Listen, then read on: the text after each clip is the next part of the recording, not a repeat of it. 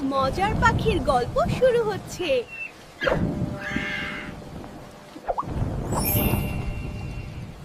বাবা, ও বাবা, তোমার তো এখনো কাজ শেষ হয়নি। তুমি না আজকে মাছ ধরতে যাবে? বেলা যে পড়ে এলো। আমি যে ভাত তরকারি সব রান্না করে ফেলেছি। কি রে মা, তুই এত সকাল সকাল উঠে সব রান্না বান্না করে ফেলেছিস? রাতে না দেখলাম তোর অনেক জ্বরে তোর গা পুড়ে যাচ্ছিল। হ্যাঁ বাবা, সব রান্না হয়ে গিয়েছে। তুমি আসো তো, এসে খেয়ে নাও। কেন এত সকালে রান্না করতে গেলি? তোর খুব কষ্ট হয় তাই না মা? মা মারা যাওয়ার পর তোর উপরে অনেক চাপ পড়েছে। কি যে করবো মেয়েটাকে নিয়ে?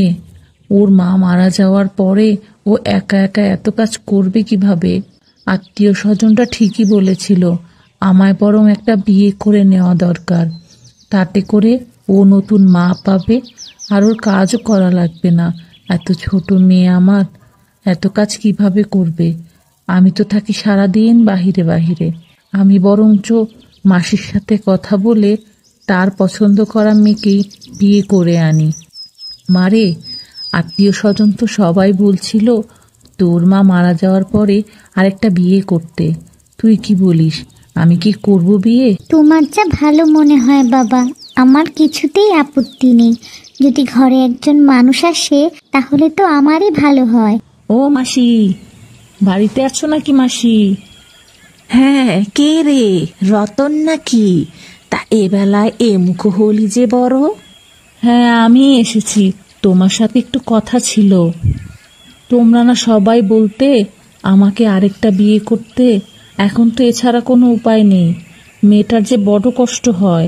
ছোট মানুষ, হাত পুড়িয়ে রান্না বান্না করে।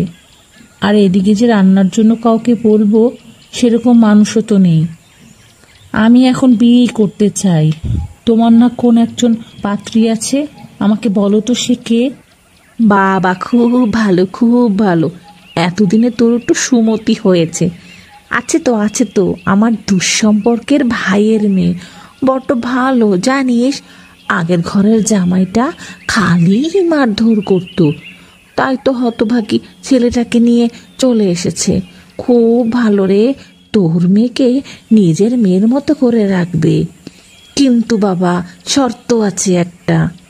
শর্তটা হচ্ছে ছেলেটাকে কিন্তু তোর সাথে নিয়ে রাখতে হবে, বাবার মতো আদর যত্ন দিতে হবে। তাহলেই হতভাগী কাউকে বিয়ে করবে, নয়তো ও তো বিয়ে করতেই চাচ্ছে না। না না, আমার কোনো সমস্যা নেই। তা তো ভালোই হলো। মেয়ে